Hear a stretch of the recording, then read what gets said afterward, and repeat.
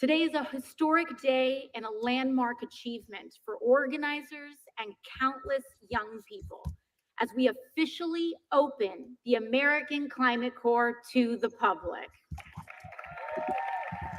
I want to thank President Biden for working with us to take swift and bold executive action to protect the planet by launching the American Climate Corps, and also for investing billions in clean, resilient energy via the Solar for All competition, among so many other climate victories. As you'll hear in today's announcement, it is no accident that this president is overseeing the single biggest federal investment in tackling the climate crisis in our nation's history. Over just the past few months, President Biden has paused new natural gas exports, vastly expanded the conservation of our public lands in Alaska, and he has overseen. Hey, this is Andy Revkin. I'm live streaming the Earth Day presentation by President Biden and some of his colleagues here. Obviously, AOC is speaking now. We just heard from Senator Markey, Senator Ben Sanders, and the president will be speaking shortly, I assume. The American Climate Corps is not brand new. It's also very modest. They're calling it historic. This is not a giant step. It's nothing like the Corps that we saw during the Depression. Those job programs are vastly larger, but it's good to be focusing on creating opportunities, especially around the glaring need for people to create the infrastructure of a cleaner energy system, electricians, all the manufacturing jobs that are required, and the training that's required at community college scale, trade scale. When those programs are seriously engaged on that, that's an important thing. Let's go back to Congresswoman AOC.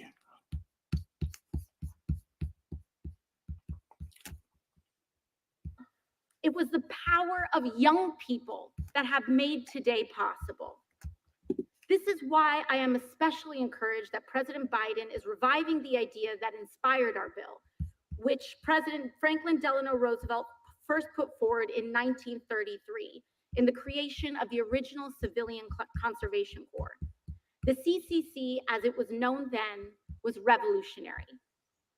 In the wake of the Great Depression, the CCC put over 3 million young people to work, created 711 new state parks, and drastically improved our nation's public lands. This very park that we are in today is the result of the original Civilian Conservation Corps. Today, over 90 years later, the American Climate Corps will follow in these footsteps and go beyond by giving young Americans a chance to take on the climate crisis while training for the careers of tomorrow. Just like a century ago, the Climate Corps is part of a vision affirming that our environmental and economic future are intertwined. So let's invest in both. I truly believe that the young people who joined this first American Climate Corps cohort are and will continue to become profoundly influential leaders in the United States. They will be a part of confronting the climate crisis while building a just economy that works for all of us. So if you are a young person interested in learning the skills to be part of our emerging climate resilience and clean energy workforce, or if you know someone who is, visit climatecorps.gov now and apply today. I applaud President Biden for taking action to create the American Climate Corps, and I look forward to continuing our work in Congress to ensure the growth and success of our climate agenda. Thank you all so very much.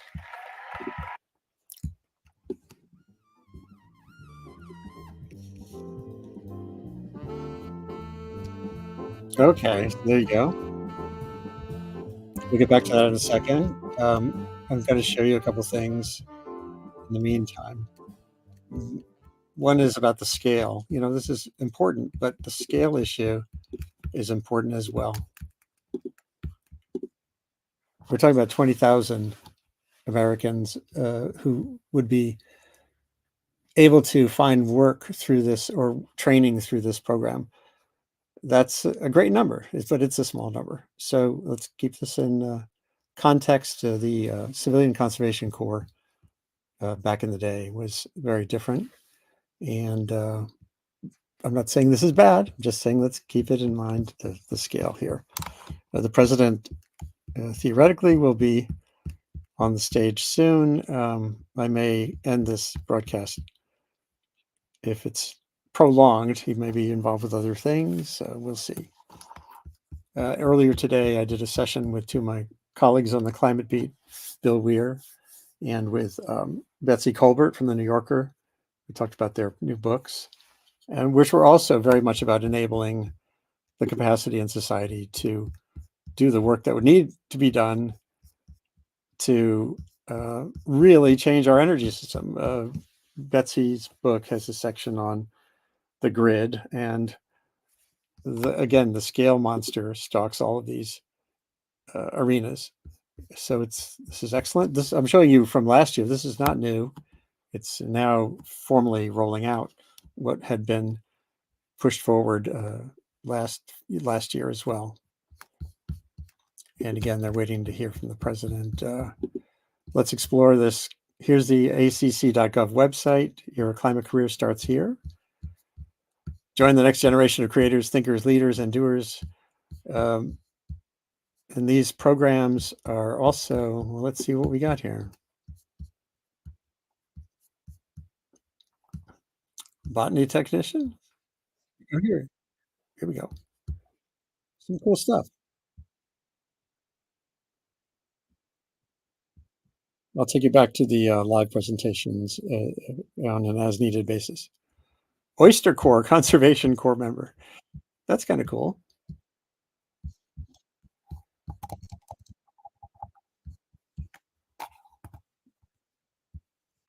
Trail crews. We need more than trail crews. And so far, I haven't seen anything here about energy people training for electrician jobs and the like. This is all good stuff, but it's really tangential to what I would call the real climate and energy challenge. Goes way beyond these programs, which feel like they're certainly good to do. There's lots of opportunities here across the country. We've got Michigan, we've got Montana, Virginia, the Carolinas, Seattle, Washington, urban green crews. That's all great stuff, but this is not what I would call the heart of the climate challenge. Calling this a climate corps, it's American Conservation Corps. That's great. And we need that too. There were some other programs that had been pushed forward, but they were only within the energy department to create to fill the jobs that are there for the energy department.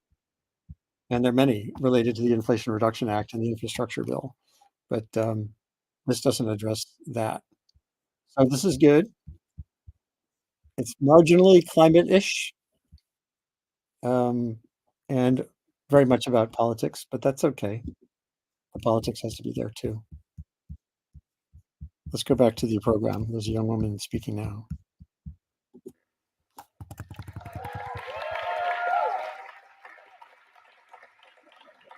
After graduating from Michigan State University last May, I now proudly serve in the Michigan Healthy Climate Corps. I serve at Transportation Riders United.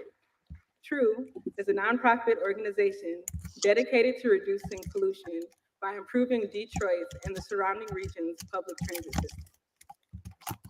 Thanks to President Biden, I'm so excited to be a part of the inaugural cohort of the American Climate Corps.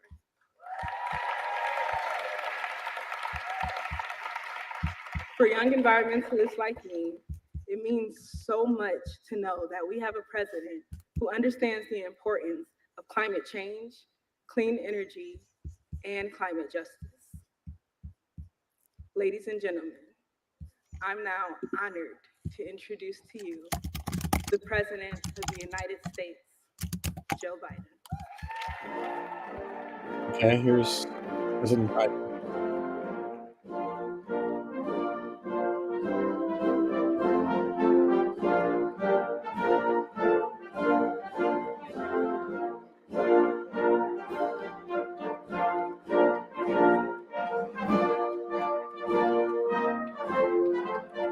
Hello, hello, hello.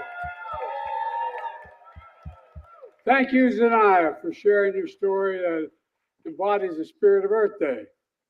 On this day, 54 years ago, with literally toxic rivers burning, air filled with pollution, millions of Americans from every age and background rallied together to stand for our environment and for future generations. I got to know Senator Gaylord Nelson, from Wisconsin when I got to the Senate. And he organized the first Earth Day. I later introduced the first climate bill in the United States Senate, and all these years later, as president, I was able to sign into law the Inflation Reduction Act, the most significant investment ever anywhere in the history of the world, and we're just getting started.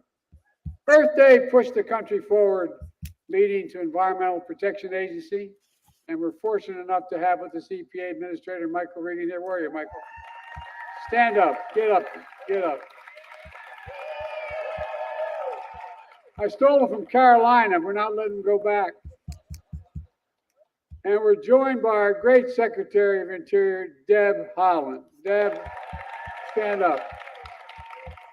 First Native American ever to serve in a cabinet. And AmeriCorps CEO, Michael Smith. Michael, where are you? There you go. Joined by members of the Congress, including Ed Markey of Massachusetts, who, by the way, thought this was an important idea a long time ago and talked about dealing with the Climate Corps. One needed one. Ed, we owe you a lot, pal. We owe you a lot. And Senator Bernie Sanders of Vermont, who understands what beautiful territory looks like up in Vermont and has done everything in his power to protect it. Bernie, you're the best. And Representative Ocasio-Cortez of New York, you know, I learned a long time ago, listen to that lady. Listen to that lady. We're going to talk more about another part of the world too, real quickly. Look, joined by all of you advocates and community leaders, this is a good day. It's fitting to be here in Prince William Forest Park. On March 31, 1933, during the Great Depression, President Franklin Delano Roosevelt created the Climate Conservation Corps, which is talked about a little bit, to put Americans to work to conserve our country's natural resources. Thousands of young Americans in the Civilian Conservation Corps built this park, providing jobs, recreation, hope, and healing at the time. We know today we face another kind of existential threat. It requires equally bold and clear action. As president, I've seen the devastating toll of climate firsthand. Since I've been president, I've flown over all the major fires and the thousands upon thousands of acres that have burned flat by wildfires, more acres than the entire state of Maryland combined.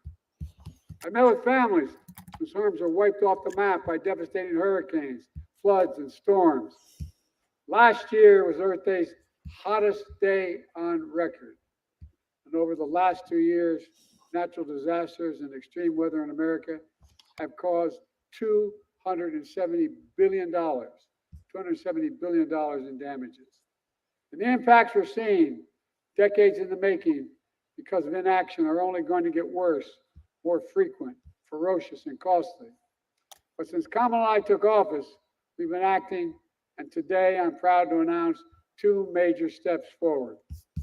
First, energy costs are among the biggest costs for families to budget, particularly poor and middle-income families. In fact, low-income families can spend up to 30% of their paychecks on their energy bills.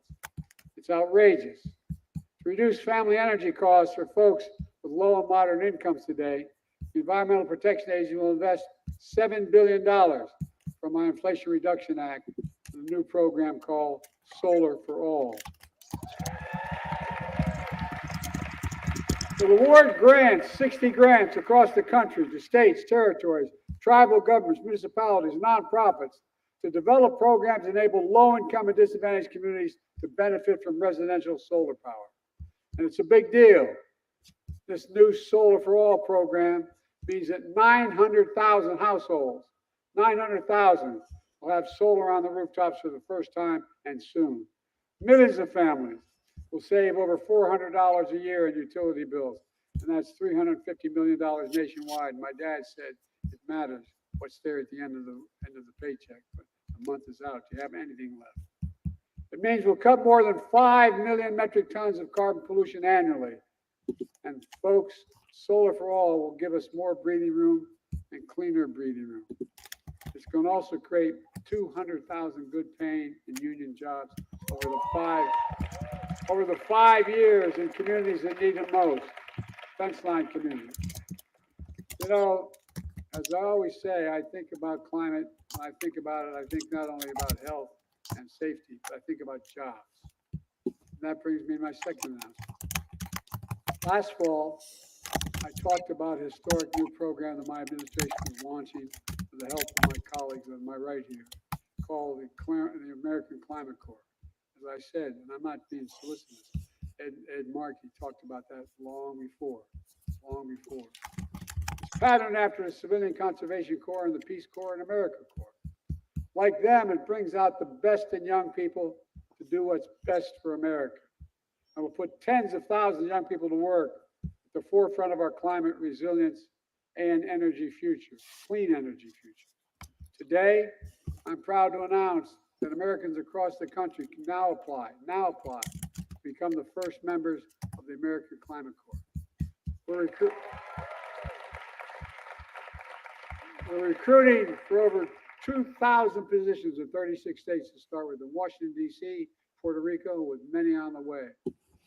Just go to Climate Corps, as mentioned already, climatecorps.gov to apply. You'll get paid to fight climate change, learning how to install those solar panels, fight wildfires, rebuild wetlands, weatherize homes, and so much more that's going to protect the environment and build a clean energy economy. To ensure a pathway to good union jobs and careers, you'll have access to free apprenticeship training through a new partnership we're announcing today with the North American Building Trade Unions. And as you may remember, when I announced in 2020, I initially didn't announce my climate position until I talked to the unions, because unions were all, they thought climate cost them jobs. Well, guess what? IBW stepped up, and they all stepped up, and now our strongest support comes from unions. When you finish your service, you finish your term of service, you'll also be eligible for a streamlined path to federal government jobs related to climate and clean energy. We're also announcing a new collaboration with Bloomberg Philanthropies that puts American Climate Corps members in energy communities like former coal mining communities, power plant communities that have powered our nation but have been fence line communities and hurt very badly for generations. Today's announcement builds upon an unprecedented historic action we've already taken to tackle the climate crisis, deliver environmental justice, and build a clean energy future. Just look at the last few weeks alone.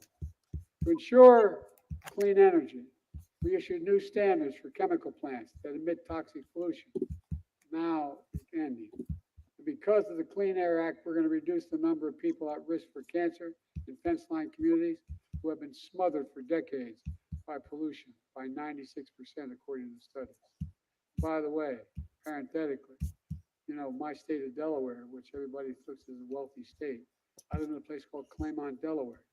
It's in that arc that goes up into Philadelphia, into Pennsylvania, and to the Delaware River. More energy plants, more oil refineries than anywhere, including Houston, Texas.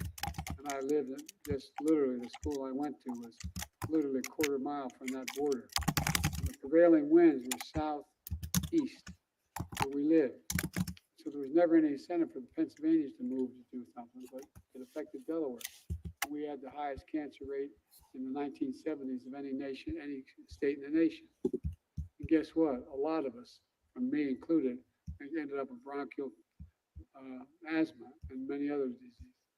Fence line communities are the ones we have to help first because they've been taking the brunt of all of this. To ensure clean drinking water, we issued the first ever national drinking water standard that will protect people from exposure to harmful substances known as forever chemicals. And after 30 years of inadequate protections, we finally are going to put a ban on asbestos, which we know causes cancer.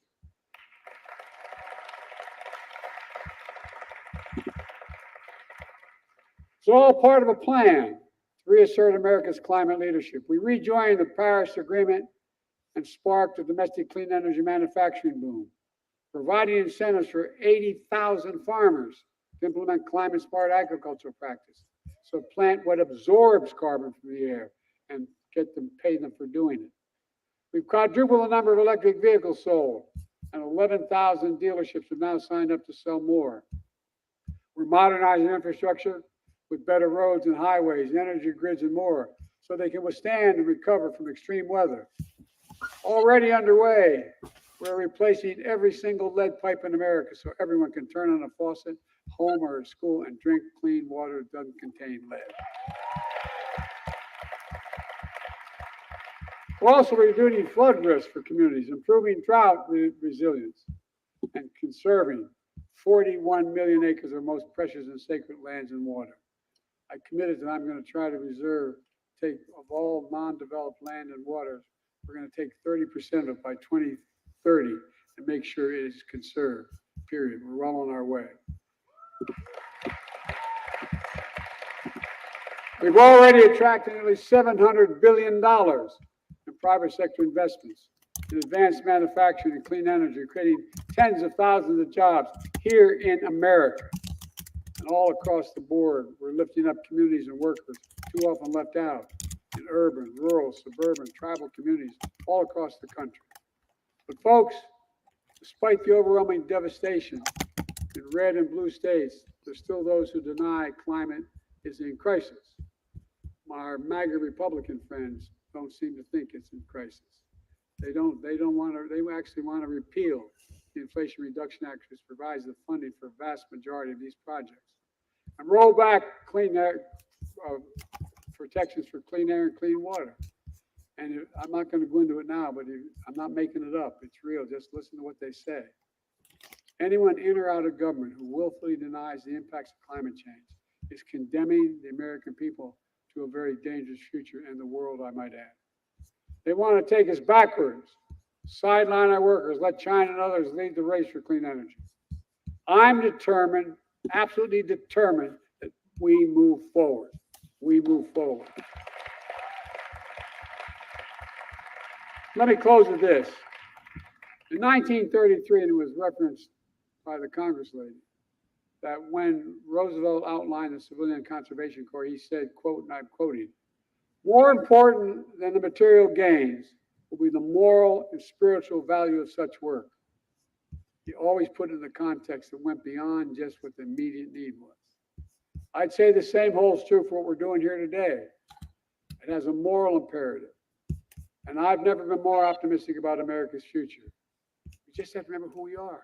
We're the United States of America. And there's nothing beyond our capacity. We work together. So happy Earth Day, folks. And God bless you all, and may God protect our troops. We're going to get this done, I promise you, come hell or high water. Thank you. Thank you. And there you go. It was a spirited summary of a number of initiatives that have been percolating for a while that are going to introduce a lot of young people, particularly, to opportunities. And the Solar for All program is rolling out. This is all with money that's already been put forward through the Inflation Reduction Act and elsewhere. So this is not new money. It is new pipelines for that money. And it's good opportunities. So I think it's basically a good day for the planet and for the country going forward. And hopefully young people particularly will understand that this president, despite his octogenarian situation, is in their corner. here's the American Climate Corps homepage. As I had said below, there's also the Solar for All program, but here's the way to find it: acc.gov join. And there are lots of different jobs available. There are some related to greening your city or your area, marginally related to climate, but there's nothing wrong with them. There are some that are described as energy related, although they certainly seem to be in the background here when you go to the website. There's energy audits. Here's some, I'm going to show some of the, let's see, I got to switch pages here, stop sharing, and go over here. Thanks for tuning in. This was just a pop-up opportunity to share President Biden's news on putting forward a number of new programs that have been sort of in the pipeline that Congress included in that legislation that came forward. The acc.gov website leads to, you can choose the sector you're interested in: biodiversity protection, city parks, climate smart agriculture, community gardens, environmental ed and training, research and citizen science, extreme heat mitigation. Let's see if anything comes up for that, actually. Sort by, there's an application deadline. So, if you're looking for something to do this summer, or not just this summer, this spring, there's opportunities here. And here's Ohio, Maryland, Minnesota, Colorado, California. So I'm going to cut it short there. I just wanted to kind of make sure that people could see this Earth Day rollout by President Biden of some of the programs that are available for people right now to make a difference in their community, build resilience, create greener landscapes, enhance the capacity to make a transition to cleaner energy systems. This is Andy Revkin at Sustain What? And that's it. Take care. Share this when it's done.